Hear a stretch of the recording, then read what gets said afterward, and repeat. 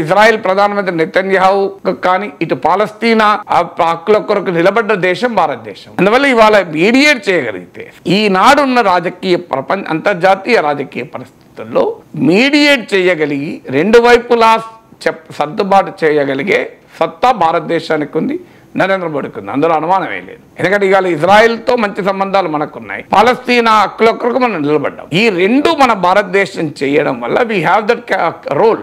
మీకు Russia Ukraine ఉంది, అటు ప్రపంచంలో ఎంతమంది నేతలు మాస్కోకు అలాగే కీవ్కు రెండు ప్లేస్లకు వెళ్ళగలిగారు. మీరు చూడండి, ఒక ఎగ్జాంపుల్ చెప్పండి నాకు. నో లీడర్, అమెరికా ప్రెసిడెంట్ మీకు కీవ్కి వెళ్ళాడు, చైనా అధినేత మాస్కోకి వెళ్ళాడు.